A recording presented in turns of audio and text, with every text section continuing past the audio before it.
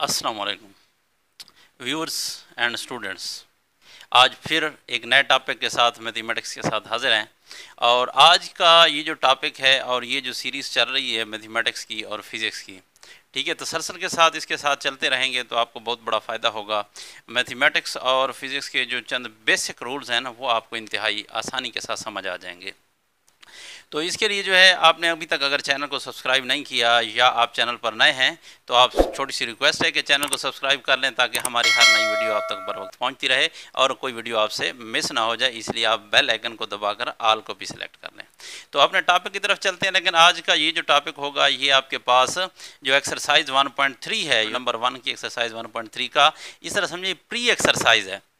अब आपने ये टॉपिक अगर समझ लिए तो एक्सरसाइज आपके लिए इजी हो जाएगी।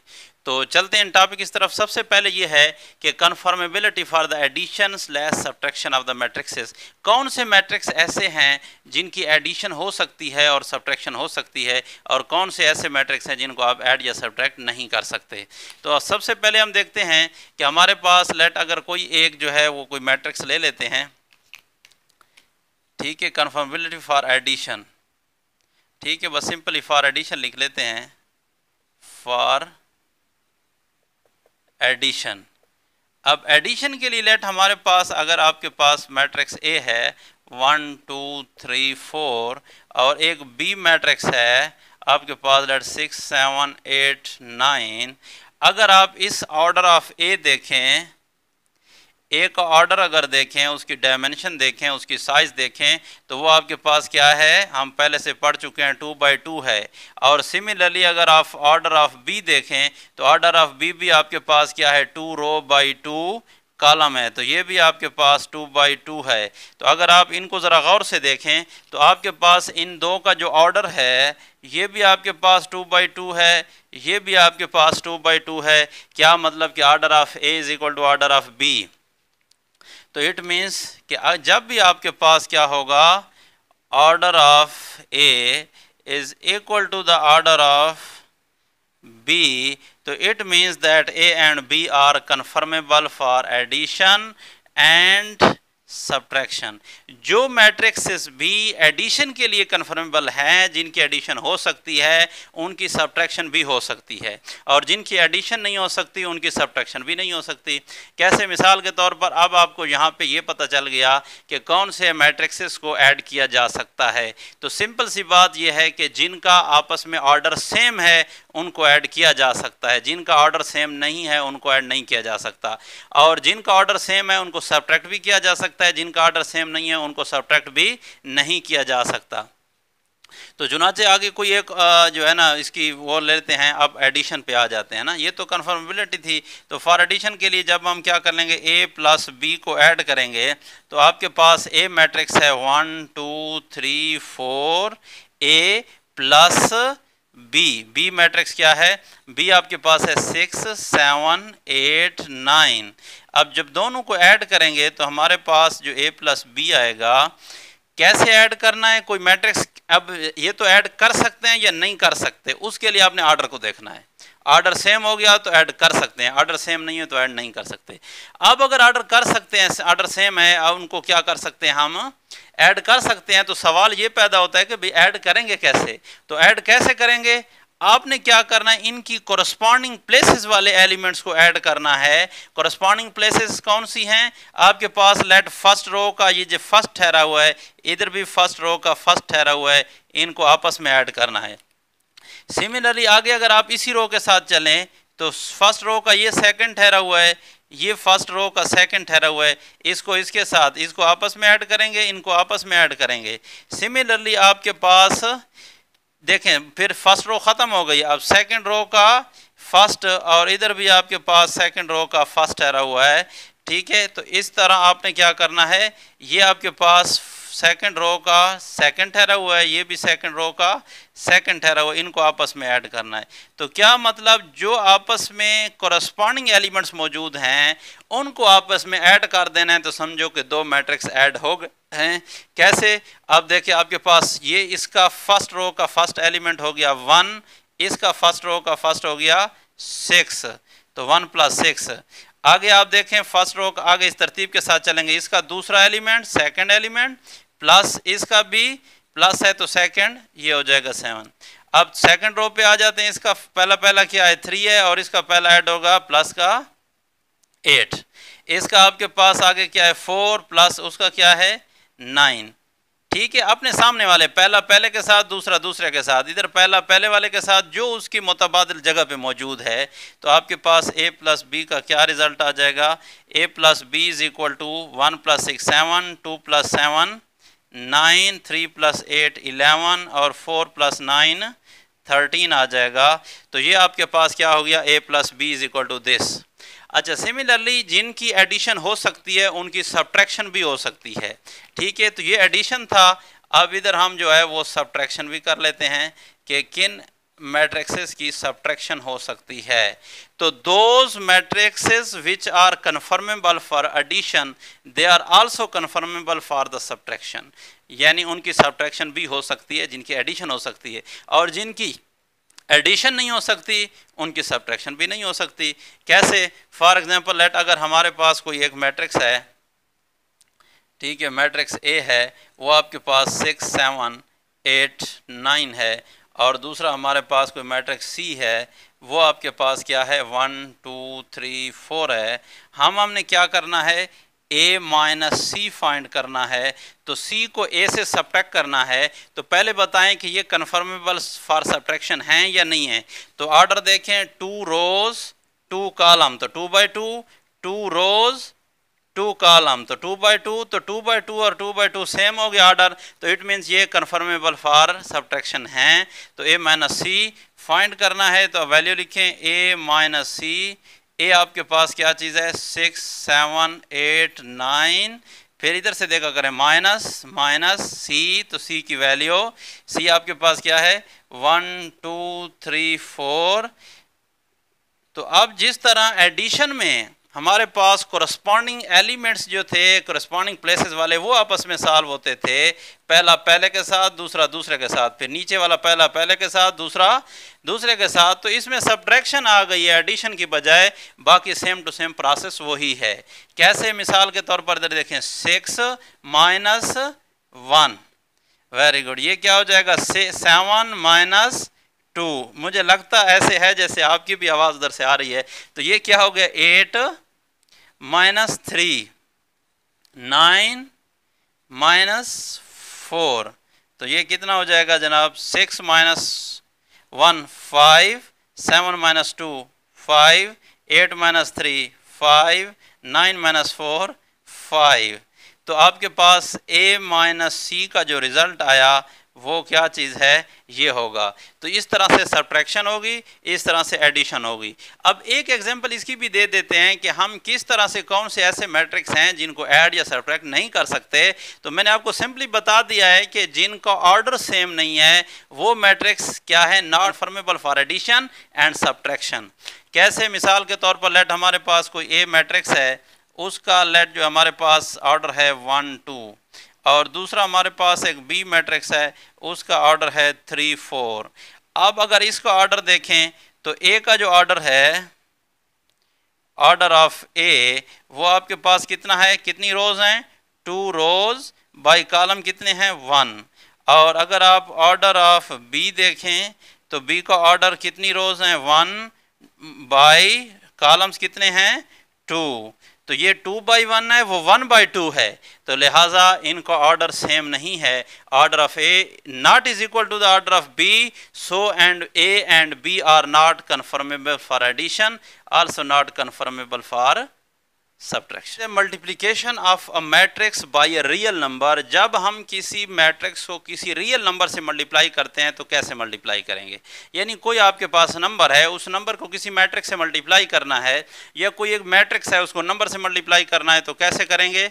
बहुत आसान है। लेट अगर हमारे पास कोई लेट, ठीक है, वी हैव नंबर, हमारे पास जो नंबर है कोई रियल नंबर है और वो नंबर इज इक्वल टू के है, और लेट हमारे पास कोई मैट्रिक्स ए है और उस मैट्रिक्स ए के एलिमेंट्स हैं, लेट आपके पास 1 2 3 4। अब हम क्या करना चाहते हैं, यानी k को मल्टीप्लाई करना चाहते हैं a के साथ। k को मल्टीप्लाई करना है, कोई नंबर है। This is called the scalar multiplication of the matrix by a real number या बाय ए नंबर। ये क्या है, scalar multiplication of matrix bye A number. तो नंबर k हमारे पास कोई भी रियल नंबर हो सकता है, तो कैसे मल्टीप्लाई करेंगे, देखो इधर आपने नंबर लिखना है, k इज इक्वल टू के बाद k हो गया, फिर मल्टीप्लाई है, मल्टीप्लाई न भी लिखें, ब्रैकेटों के दरमियान कुछ ना हो तो मल्टीप्लाई होता है, फिर a है, a आपके पास क्या हो गया 1 2 3 4। अब आपने क्या करना है, जब भी किसी नंबर को मल्टीप्लाई कर रहे होते हैं, किसी नंबर को मल्टीप्लाई कर रहे होते हैं किसके साथ, किसी मैट्रिक्स के साथ, तो ये नंबर मैट्रिक्स के हर एलिमेंट के साथ, हर एंट्री के साथ मल्टीप्लाई होगा। बस आसान सी बात है, जिस नंबर को आपने मल्टीप्लाई करना है किसी मैट्रिक्स के साथ, तो मैट्रिक्स के एलिमेंट्स या एंट्रीज हम पहले पढ़ चुके हैं क्या होते हैं, all the numbers in the matrix. Matrix के अंदर जितने भी नंबर्स हैं वो सारे के सारे इसके एलिमेंट्स हैं, उसकी एंट्रीज हैं। तो जब आप क्या करते हैं, कोई नंबर से मल्टीप्लाई करना हो तो उस नंबर को बारी बारी सब के साथ मल्टीप्लाई कर दें, किसी को भी ना छोड़ें, तो ये क्या हो जाएगी, multiplication of A matrix bye a real number हो जाएगी। कैसे, आप देखो मैं k को मल्टीप्लाई करूंगा किसके साथ, 1 के साथ भी, फिर दोबारा k को मल्टीप्लाई करूंगा, अगला नंबर क्या है 2 के साथ भी, फिर मैं k को मल्टीप्लाई करूंगा किसके साथ, 3 के साथ भी, और k को मल्टीप्लाई करूंगा 4 के साथ भी। तो आपके पास जो आंसर आएगा 1 मल्टीप्लाई k तो k होता है, और 2 मल्टीप्लाई k आपके पास 2k हो जाएगा, 3 मल्टीप्लाई k 3k हो जाएगा, 4 मल्टीप्लाई k 4k हो जाएगा। तो ये आपके पास आंसर है। किसी भी नंबर को अगर किसी मैट्रिक्स से मल्टीप्लाई करना हो तो आपने उस नंबर को उस मैट्रिक्स के हर एलिमेंट के साथ मल्टीप्लाई कर देना है। अब एक नंबर वाली एग्जांपल ले लेते हैं। लेट हमारे पास कोई एक नंबर है, लेट, ठीक है, वी हैव टू फाइंड, क्या फाइंड करना है, 2a। हमारे पास where a is equal to a matrix आपको गिवन है, वो है लेट 4 5 6 7। हमने क्या फाइंड करना है, 2a। 2a मीन 2 को a से मल्टीप्लाई करना है, तो सिंपली हमने क्या करना है, 2a means 2a, a means ये आपके पास a है 4 5 6 7। तो अब आपने क्या करना है, इधर से क्या आ रहा है 2a इज इक्वल टू, तो ये एलिमेंट सबसे हर एलिमेंट के साथ ये नंबर मल्टीप्लाई होगा। 2 को 4 के साथ, 2 को 4 के साथ, फिर 2 को 5 के साथ, फिर 2 को 6 के साथ, फिर 2 को 7 के साथ।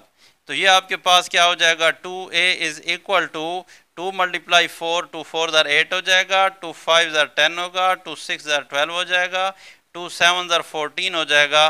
तो ये आपके पास आंसर हो जाएगा। क्या मतलब, मतलब ये कि जब भी किसी नंबर को किसी वेक्टर के साथ मल्टीप्लाई करना हो तो हम उस नंबर को हर उस एलिमेंट के साथ मल्टीप्लाई कर देते हैं। तो इस तरह समझो आपके पास scalar multiplication of a number with this matrix हो गई है। ला क्या होता है, सिंपली आप थोड़ा सा समझ लें। देखो दो चीज़ें हैं, ठीक है, 2 और 3, 2 प्लस 3, 2 को पहले लिखें 3 को बाद में लिखें, 2 प्लस 3 करें या 3 प्लस 2 करें, दोनों का आंसर सेम आएगा। 2 प्लस 3 भी 5 होता है, 3 प्लस 2 भी 5 होता है। ठीक होगा, ये दो के लिए होगा, कम्यूटेटिव के लिए। आपको आसान सिंपल ऐसे एग्जांपल देता हूँ, जैसे आप रियल नंबर्स में करते हैं, यानी 2 प्लस 3 इज इक्वल टू, आप जगह तब्दील कर दें, पहले 2 है बाद में 3 है, 3 पहले कर दें 2 बाद में कर दें, तो 2 प्लस 3 5 और 3 प्लस 2 भी 5। तो इसको हम क्या कहते हैं, ये commutative property with respect to addition है, with respect to addition, commutative property with respect to addition इसको कहते हैं। तो सिमिलरली हमारे पास commutative property of matrix under the addition क्या होगी, यानी मैट्रिक्स के अंदर भी ये प्रॉपर्टी होल्ड होती है। यानी आपके पास अगर दो मैट्रिक्स हों और a plus B is equal to B plus A, अगर मैट्रिक्स ऐड हो रहे हों और उनकी जगह चेंज कर दी जाए तो आंसर पे कोई फ़र्क नहीं पड़ता। इसको हम, ये कम्यूटेटिव लॉ है। लेट हमारे पास कोई एक मैट्रिक्स है, ठीक है, लेट मैट्रिक्स हमारे पास a इज इक्वल टू 1 2 3 4, और अब हमारे पास b मैट्रिक्स है कोई, ठीक है, 7 6 8 9। अब हमने क्या करना है, इसके ऊपर कम्यूटेटिव लॉ चेक करना है। सिर्फ कम्यूटेटिव लॉ की बात कर रहे हैं। यहाँ हम जो कुछ पढ़ रहे हैं वो अभी सिर्फ किसके लिए पढ़ रहे हैं, कम्यूटेटिव लॉ के लिए, कि क्या कम्यूटेटिव यहाँ पे होल्ड होता है या नहीं होता। अब देखो चेक कर लेते हैं। Commutative law says there, commutative law क्या कहते हैं, A plus B is equal to B plus A, तो ये उसकी क्या है LHS है, लेफ्ट हैंड साइड, और वो हो गई RHS यानी राइट हैंड साइड। तो लेफ्ट हैंड साइड हमारे पास है a प्लस बी। अब हम चेक कर लेते हैं, पहले a लिख लेते हैं, a की वैल्यू है 1 2 3 4 प्लस b की वैल्यू आपके पास है 7 6 8 9। एडिशन हम ऑलरेडी पढ़ चुके हैं कि किस तरह दो मैट्रिक्स को ऐड किया जाता है, उनके करस्पॉन्डिंग एलिमेंट आपस में ऐड होंगे, पहला पहले के साथ, दूसरा दूसरे के साथ। तो 1 प्लस 7, दूसरा 2 प्लस 6, 3 प्लस 8, 4 प्लस 9। तो ये आपके पास क्या बन जाएगा, ये आपके पास 1 प्लस 7 8, 2 प्लस 6 8, 3 प्लस 8 11, 4 प्लस 9 13। ठीक हो गया, दिस इज कॉल्ड इक्वेशन 1। ये LHS का रिजल्ट आ गया। अब ज़रा RHS को चेक करते हैं, जबकि RH हमारे पास क्या है, RHS is equal to B plus A। तो B हमारे पास क्या है, B की वैल्यू अब देखो B प्लस A, B पहले लिखेंगे प्लस फिर A। तो याद रखें जब भी आप कोई स्टेप करते हैं तो उस स्टेप में आपने क्या करना है, ऊपर वाले स्टेप को देखकर नीचे चलना है, फिर नीचे वाले स्टेप में इसको देखकर चलेंगे। तो जो स्टेप आप कर रहे हैं उससे ऊपर वाला जो बिल्कुल टच स्टेप है आपने उसको देखकर चलना होता है। तो यहाँ पे आप देखें B की वैल्यू आपके पास क्या हो गई 7 6 8 9 प्लस A की वैल्यू आपके पास है 1 2 3 4। अब इनको ऐड कर लेते हैं, तो ऐड कर देते हैं, देखो कोरस्पॉन्डिंग एलिमेंट, पहला पहले के साथ 7 प्लस 1, दूसरा 6 प्लस 2, तीसरा 8 प्लस 9 8 प्लस 3 और 9 प्लस 4। तो ये क्या बन जाएगा, देखें 7 प्लस 1 8, 6 प्लस 2 8, 8 प्लस 3 11, 9 प्लस 4 13। अब इसको रिजल्ट भी देख लें, फर्स्ट को भी देखें, फर्स्ट का आपके पास आया था 8 8 11 13, 8 8 11 13, दोनों का आंसर सेम है। तो आप लिखेंगे from equation 1 and 2, equation 1 and 2, तो LHS is equal to RHS। LHS और RHS का रिजल्ट सेम है दोनों को। तो हेंस क्या करते हैं, हमारे पास जो क्या है मैट्रिक्स एडिशन है, it holds the commutative law under addition. तो ऐड करते वक्त अगर आप क्या करते हैं, मैट्रिक्स की जगह को चेंज कर दिया जाए तो आंसर पे कोई फ़र्क नहीं पड़ता। तो इसको हम क्या कहते हैं, इसको हम कहते हैं commutative law for vector addition. ठीक हो गया। अच्छा, इसके साथ जो दूसरा लिखा है वो है एसोसिएटिव लॉ। ठीक है, अब आ जाते हैं एसोसिएटिव लॉ की तरफ। तो पहले हमारे पास कम्यूटेटिव लॉ था। कम्यूटेटिव लॉ में दो चीज़ें होती थी, आपको याद हो, A plus B is equal to B plus A. अब यहाँ दो नहीं बल्कि हमारे पास तीन चीज़ें होंगी। एसोसिएटिव में आपके पास 3 थिंग्स होती हैं, जबकि कम्यूटेटिव में आपके पास 2 थिंग्स होती हैं, दो चीज़ें होती हैं, दो मैट्रिक्सेस होंगे। और यहाँ एसोसिएटिव में आपके पास 3 मैट्रिक्स होंगे, आपने ये याद रखना है। अब कैसे, लेट देखो हमारे पास कोई मैट्रिक्स हैं अगर A B एंड C, तो A plus into B plus C is equal to A plus B plus C। क्या मतलब कि अगर 3 मैट्रिक्स हों आपके पास, आप एक को बाहर पहले को निकालें, पहले B और C को सॉल्व कर लें, जो आंसर आता है उसको प्लस करेंगे A के साथ, या हम ऐसे करें कि पहले A और B को प्लस कर लें, बाद में उसको C के साथ करें, तो जवाब पे कोई फ़र्क नहीं पड़ेगा। यानी 3 में से किसी 2 को भी पहले कर लें, बाद में तीसरे के साथ करें, या किसी और 2 को पहले करके बाद में तीसरे के साथ करें, तब भी आज जवाब पे कोई फ़र्क नहीं पड़ेगा। This is known as associative law under addition. ठीक है, चेक कर लेते हैं, हमारे पास कोई लेट मैट्रिक्स ले लेते हैं। ठीक है, कोई, अब पहले हमेशा हम 2 क्रॉस 2 मैट्रिक्स लेते रहे, अब कोई और थोड़ा सा चेंज कर लेते हैं। लेट हमारे पास मैट्रिक्स A है, वो 1 2 3 4 5 6, और हमारे पास B मैट्रिक्स जो है वो है हमारे पास लेट 2 3 6 5 6 7, और C मैट्रिक्स है हमारे पास, ठीक है, 5 2 3 1 5 7। अब ये आपके पास क्या है, तीन मैट्रिक्सेस हैं और तीनों का अगर आप देखें तो ऑर्डर क्या है, 2/3 है। 2/3 सबका ऑर्डर सेम है। क्या मतलब है? मतलब ये है कि ये कन्फर्मेबल फॉर एडिशन हैं, क्योंकि हमें एडिशन करनी है तो आपके पास ऐसे मैट्रिक्स होंगे जो जिनको एडिशन कन्फर्मेबल हो, जो ऐड हो सकते हो। जो ऐड नहीं हो सकते तो फिर वो कम्यूटेटिव और एसोसिएटिव लॉ अंडर एडिशन को कैसे सेटिस्फाई करेंगे? तो लिहाजा हम पहले इसको देख लेते हैं। ये आपके पास क्या चीज़ है? LHS है और ये आपके पास RHS है। तो पहले मैं LHS को ले लेता हूँ। LHS को ले लेने से LHS हमारे पास क्या है? A plus into B plus C। तो वैल्यूज पुट कर देते हैं। A की वैल्यू आपको पता है 1 2 3 1 2 3 4 5 6। A की वैल्यू आ गई। फिर अब ऊपर वाले स्टेप को देखकर चलेंगे, प्लस फिर आपके पास ब्रैकेट डालें। B की वैल्यू हमारे पास क्या चीज़ है? 2 3 6 5 6 7। फिर B के बाद क्या है? प्लस। फिर C की वैल्यू हमारे पास है 5 2 3 5 2 3 1 5 7। ठीक हो गया। अब आपके पास क्या हो जाएगा? 1 2 3 4 5 6। अब ब्रैकेट के बाहर वाला वैसे रहेगा क्योंकि हमने पहले ब्रैकेट वालों को हल करना होता है, ये हमेशा याद रखें। पिछले अगर आप मेरा इसके अंदर प्लेलिस्ट के अंदर जाएं तो एक क्लास 6 के मैथमेटिक्स है, उसके अंदर ये सारे बेसिक रूल आपको मालूम हो जाएंगे। वहाँ हमने तफसील के साथ बताया हुआ है कि आपने पहले किन को किस तरतीब के साथ चलना होता है। ठीक हो गया, डिमास रूल वगैरह सारी चीज़ें। तो अब इसको ऐड कर लेते हैं। देखो पहले को पहले के साथ क्या मतलब? 2 + 5 कोरस्पॉन्डिंग एलिमेंट, फिर 3 + 2 6 + 3 5 + 1 6 + 5 और 7 + 7। क्या मतलब? पहला पहले के साथ, दूसरा दूसरे के साथ, तीसरा तीसरे के साथ। पहली रो ऐसे हो जाएगी, दूसरी रो फिर पहला पहले के साथ, 5 को 1 के साथ, 6 को 5 के साथ, फिर 7 को 7 के साथ। ठीक है, तो आपके पास नेक्स्ट अगले इस पे आ जाते हैं। ये अच्छा, ये पेन ज़रा सही नहीं लिख रहा, हम जो है ज़रा इसको ब्लू को यूज़ कर लेते हैं। तो अब ये हमारे पास जो LHS आ रही है वो आप देखें, पहला है 1 2 3 4 5 6 1 2 3 4 5 6 प्लस दूसरा हमारे पास आ गया 2 + 5 7 3 + 2 5 6 + 3 9 5 + 1 6 6 + 5 11 7 + 7 14। ठीक है, अब इनको आपस में ऐड करना है।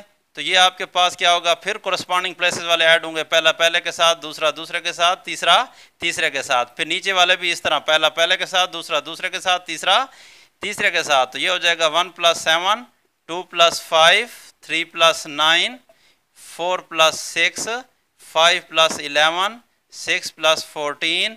तो ये आपके पास कितना बनेगा?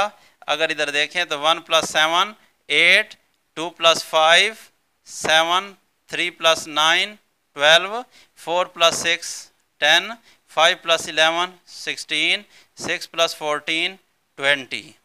तो हमारे पास LHS क्या आ जाएगी? LHS is equal to, LHS का रिजल्ट आ गया कि वो किसके इक्वल है? 8 7 12 10 16 20। This is called equation 1। अब हम लेते हैं RHS को। तो RHS हमारे पास A + B ब्रैकेट के अंदर है, यानी पहले ऐड हो रहे हैं, फिर उसका आंसर जो है वो C के साथ ऐड होगा। ब्रैकेट वालों का प्रोसेस पहले होगा। तो अब RHS ले लेते हैं। तो हमारे पास जो RHS है, RHS इज इक्वल टू आपके पास क्या चीज़ है? A + B + C। तो आप इधर वैल्यूज ऐड कर देते हैं। ब्रैकेट आपके पास A की वैल्यू, A आपके पास 1 2 3 4 5 6। ठीक है, फिर A के बाद क्या है? प्लस, फिर B। तो B की वैल्यू इधर से अगर आपको 2 3 6 2 3 6 और 5 6 7 5 6 7। ठीक है, फिर आपके पास B के बाद ब्रैकेट क्लोज प्लस C की वैल्यू अगर यहाँ पे देखें 5 2 3 1 5 7 5 2 3 1 5 7। ठीक हो गया। अब इनको ऐड कर लेते हैं। मैं थोड़ा सा जगह कम है तो मैं डायरेक्टली ऐड कर लेता हूँ। यानी आपके पास 1 + 2 कितना होता है 3, 2 + 3 कितना होता है 5, 3 + 6 कितना होता है 9, 2 4 + 5 कितना होता है 9, 5 + 6 कितना होता है 11, 6 + 7 कितना होता है 13, प्लस इन दो की एडिशन हो गई है। अगला है आपके पास 5 2 3 1 5 7। अब इनको ऐड करेंगे तो ये आपके पास क्या आएगा 3 + 5 वही वाली 11 डायरेक्ट करता हूँ। 3 + 5 आपके पास 8, 5 + 2 = 7, 9 + 3 = 12, 9 + 1 = 10, 11 + 5 = 16 और 13 + 7 = 20। This is called equation 2। अब आप ज़रा कंपैरिजन करें इक्वेशन 1 और 2 का, तो 1 आपके पास जो रिजल्ट है वो किस चीज़ का रिजल्ट है, वो LHS का रिजल्ट है। और यहाँ पे हम ये जो कर रहे हैं ये किसका रिजल्ट है, RHS का रिजल्ट है। तो देखो 8 7 12, 8 7 12, 10 16 20, 10 16 20, तो दोनों का आंसर सेम आ गया। क्या मतलब कि हमारे पास जो वेक्टर एडिशन है this is associative under addition, addition के अंडर ये एसोसिएटिव है। यानी अगर आपके पास 3 मैट्रिक्स हों तो पहले इन दो को हल करके सॉल्व करके ऐड करके इसको ए के साथ बाद में सॉल्व करें, या ए और बी को पहले करके बाद में सी के साथ करें, आंसर पे कोई फ़र्क नहीं पड़ेगा, सेम टू सेम वही आंसर आएगा। तो हम क्या कहते हैं कि ये एसोसिएटिव लॉ होल्ड्स होता है। एसोसिएटिव प्रॉपर्टी को वेक्टर जो मैट्रिक्स एडिशन है ये सेटिस्फाई करती है। ओके हो गया, आगे चलते हैं। एडिटिव आइडेंटिटी ऑफ मैट्रिक्स क्या है, हमारे पास additive identity of the matrix is O, where O आपके पास क्या है, O is a null matrix, यानी ये 1 by 1 है, या O आपके पास 0 0 0 0 2 by 2 है, या वो आपके पास ये हो गया 1, ये 2 है, ये 3 है। 3 मीन 3 by 3 मैट्रिक्स है, तो 3 by 3 मीन 0 0 0 0 0 0 0 0 0। तो अब इसका काम बिल्कुल its function is the same as that of the zero in real numbers. Real number में जो काम जीरो का है मैट्रिक्स के अंदर वही काम नल मैट्रिक्स या आपके पास क्या कहते हैं इसको एडिटिव आइडेंटिटी है। तो एडिटिव आइडेंटिटी असल में ये होती है जब ऐड होती है, एडिटिव ऐड करेंगे तो क्या करेगा, आंसर को चेंज नहीं करेगा, आपके पास किसी नंबर को चेंज नहीं करेगा। यानी when a number is added with the additive identity या additive identity is added with the number, there is no change in the number, number में कोई चेंज नहीं आएगी। कैसे, आप कहते हैं जैसे हमारे पास जीरो होती है रियल नंबर में, आप क्या कर दें जीरो के साथ 2 को प्लस करें या 2 के साथ 0 को प्लस करें, तो दोनों का आंसर, इसका आंसर भी 2 आएगा, इसका आंसर भी 2 आएगा। तो आपके पास यानी 0 को 2 के साथ ऐड करें या 2 को 0 के साथ ऐड करें तो कोई फ़र्क नहीं पड़ता, वही 2 का 2 वापस आ जाता है, उस नंबर में कोई चेंज नहीं आती। तो हमारे पास एडिटिव आइडेंटिटी में बिल्कुल सेम टू सेम वही चीज़ है। ये नल मैट्रिक्स होता है, सारे जीरोज़ हैं, जब जीरोज़ किसी चीज़ में ऐड होते हैं तो कोई फ़र्क नहीं पड़ता, इसलिए हम इसको क्या कहते हैं, एडिटिव आइडेंटिटी कहते हैं। लेकिन हम क्या करेंगे, जहाँ पे हमें ज़रूरत होगी उसके मुताबिक उसका आर्डर ख़ुद से लिख सकते हैं। यानी आपके पास अगर जो है एडिटिव आइडेंटिटी फॉर एग्जाम्पल हमारे पास कोई मैट्रिक्स ए है, ठीक है, ए आपके पास है 2 3 4 5 और हमारे पास लेट एडिटिव आइडेंटिटी है एक मैट्रिक्स है, वो है आपके पास 0 0 0 0। अब आप क्या करेंगे, अगर आप क्या करेंगे, प्रूफ करेंगे कि ओ को आपके पास ऐड करें ओ ए के साथ, या आप क्या करें ए को ऐड करें ओ के साथ, तो ए का ए वापस आएगा, उसमें कोई चेंज नहीं आएगी। कैसे, अब इधर ही कर लेते हैं, मैं डायरेक्ट जो है ना वो सारे का सारा, देखो हमारे पास लेट ओ प्लस ए करते हैं, ओ हमारे पास है 0 0 0 0, जितना इसका आर्डर होना चाहिए इसका भी उतना ही होना चाहिए, क्योंकि सेम आर्डर होगा तो मैट्रिक्स एडिशन के लिए कन्फर्मेबल होगा, वरना ऐड ही नहीं हो सकता। तो यहाँ आपके पास प्लस ए क्या है 2 3 4 5। अब आपको पता है जब ऐड करते हैं तो करस्पॉन्डिंग एलिमेंट ऐड होते हैं, पहला पहले के साथ, दूसरा दूसरे के साथ, तो 0 + 2 0 + 3 0 प्लस, शाबाश बता दें 4 0 + 5, ठीक है ना। ये पहला पहले के साथ, दूसरा दूसरे के साथ, फिर नीचे वाला पहला पहले के साथ, दूसरा दूसरे के साथ, तो आपके पास आंसर क्या आएगा 2 3 4 5। अगर आप इसको देखें तो ये वही का वही ए मैट्रिक्स आ गया है, 2 3 4 5, इसमें कोई चेंज नहीं आई, हमने ओ प्लस ए किया है। सिमिलरली अगर आप क्या कर दें, सिमिलरली अगर आप ए प्लस ओ कर दें तो तब भी आपके पास ए है, आपके पास क्या मैट्रिक्स है, ए 2 3 4 5 प्लस और नल मैट्रिक्स या एडिटिव आइडेंटिटी आपके पास 0 0 0 0। तो अब आपके पास क्या होगा, पहला पहले के साथ 2 प्लस 0, दूसरा दूसरे के साथ 3 प्लस 0, तीसरा ये तीसरे के साथ यानी दूसरी रो का पहला पहले के साथ 4 प्लस 0 5 प्लस 0। तो आपके पास क्या आएगा 2 3 4 5। तो ये आपके पास अगर इसको देख लें या आपके पास इसको देख लें तो इसका आंसर भी आपके पास क्या है, ए के इक्वल है। यानी अगर हम ओ प्लस ए करते हैं, ओ प्लस ए करें या आप ए प्लस ओ करें तब भी आंसर आपके पास ए आता है। तो इसको हम कहते हैं एडिटिव आइडेंटिटी। एडिटिव आइडेंटिटी के ऑल एलिमेंट्स क्या होंगे, जीरोज होंगे। तो वे असल में कौन सा मैट्रिक्स होता है additive identity, null matrix is additive identity. ये आपके पास एडिटिव आइडेंटिटी होता है, लेकिन शर्त यह है कि इसका ऑर्डर और उसका ऑर्डर आपस में सेम होने चाहिए। ठीक है, एक एडिटिव आइडेंटिटी होता है और एक हमारे पास एडिटिव इनवर्स होता है। एडिटिव आइडेंटिटी और एडिटिव इनवर्स होता है। जैसे मैंने कहा कि किसी आम रियल नंबर्स में आपके पास अगर कोई नंबर 2 है तो एडिटिव आइडेंटिटी 0 है तो आंसर वही 2 आएगा। तो एडिटिव आइडेंटिटी जब भी ऐड होती है, जब ऑपरेट करती है एडिटिव आइडेंटिटी, तो उसमें कोई चेंज नहीं आती, वही 2 का 2 वापस आ जाता है। अब एडिटिव इनवर्स क्या होता है, एडिटिव इनवर्स इसी चीज़ का, मसलन 2 का कोई आपसे पूछे रियल नंबर में 2 का एडिटिव इनवर्स क्या है, तो आप सिंपली उसका साइन उलट कर दें, वही की वही चीज़ बता दें। यानी जो ए कुछ नहीं तो प्लस का 2 है तो इसका एडिटिव इनवर्स -2 होगा। तो -2 को यानी एडिटिव इनवर्स को जब ऐड करेंगे तो आंसर आपके पास क्या आएगा, एडिटिव आइडेंटिटी आएगी। जब किसी नंबर का एडिटिव इनवर्स उसके साथ ऐड करेंगे तो जवाब क्या आएगा, एडिटिव आइडेंटिटी, यानी 0 आना चाहिए। तो एडिटिव इनवर्स वो चीज़ होती है जब जिस चीज़ का ये एडिटिव इनवर्स है इनको आपस में ऐड करेंगे तो आंसर एडिटिव आइडेंटिटी आएगा दोनों आपस में। या 2 का -2 है एडिटिव इनवर्स, तो -2 का क्या होगा, तो -2 का +2 होगा। -2 का साइन उलट कर देना है। अगर मैं आपसे पूछूं कि भाई 2/3 का एडिटिव इनवर्स क्या है, तो 2/3 का जो है वो माइनस का 2/3 है, फिर भी आंसर आपके पास 0 आएगा। और -2/3 का क्या होगा, वो +3/2 होगा, +2/3 होगा।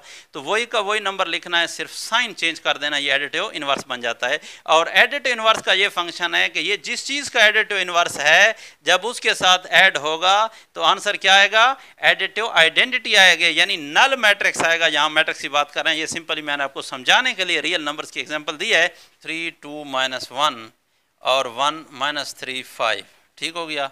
और हमारे पास एक बी मैट्रिक्स है और वो है -3 -2 1 -1 3 -5। अब अगर हम इनको देखें कि ये whether they are the additive inverse of each other, तो वो जो आपस में एडिटिव इनवर्स होंगे जब ऐड होंगे तो आंसर एडिटिव आइडेंटिटी आएगा, नल मैट्रिक्स आएगा। अब देखते हैं कि कैसे आता है। देखो हम चेक कर रहे थे ज़रा, A + B, इनको चेक करें तो आपके पास A है, आपके पास 3 2 -1 1 -3 5 प्लस ये हो गया A प्लस B। B की क्या वैल्यू है, -3 -2 1 -1 3 -5। अब इनको अगर ऐड करें तो आपके पास 3 प्लस माइनस का 3, तो ये आपके पास क्या आएगा, 3 प्लस माइनस माइनस होता है -3, और 2 प्लस माइनस माइनस होता है तो ये 2 -2 माइनस का 1 और प्लस का 1 आ जाएगा। इधर आपके पास 1 प्लस माइनस माइनस का 1 माइनस का 3 कोरस्पॉन्डिंग एलिमेंट प्लस का क्या आ जाएगा 3 5 प्लस माइनस माइनस का 5। तो अब अगर आप इसको देखें तो 3 - 3 0, 2 - 2 0, -1 + 1 0, 1 - 1 0, -3 + 3 0 और 5 - 5 0। तो आपके पास क्या चीज़ आ गया, नल मैट्रिक्स आ गया। क्या मतलब कि सारे एलिमेंट्स उसके 0 हैं, तो ये एडिटिव आइडेंटिटी आ गई है। तो ये आपस में एक दूसरे के क्या हैं, एडिटिव इनवर्स हैं। सिमिलरली जिस तरह A + B को प्लस करें, अगर आपके पास A और B को प्लस करें या B और ए को प्लस करें तो आंसर आपके पास ओ आएगा। क्या मतलब कि ये दोनों एडिटिव इनवर्स हैं एक दूसरे के साथ। अगर ए को बी में प्लस करें, बी को ए के साथ प्लस करें, आंसर एडिटिव आइडेंटिटी आएगा। ठीक हो गया, यहाँ तक क्लियर है? कोई मसला है? कोई मसला है तो आप जो है अपनी राय का कमेंट में इज़हार कर सकते हैं। जो भी कमेंट करेंगे आप, और अगर वो इसके मुतालिक होगा इस वीडियो से, तो जो हम जल्द अज जल्द उसको जो है वो सॉल्व करके उसके ऊपर वीडियो बनाकर भी आपका अगली वीडियो में इंशाल्लाह वो मसला हल कर देंगे। तो देखते रहिए इल्मी लोग। अगर अभी तक सब्सक्राइब नहीं किया तो सब्सक्राइब कर लें। अल्लाह हाफिज़।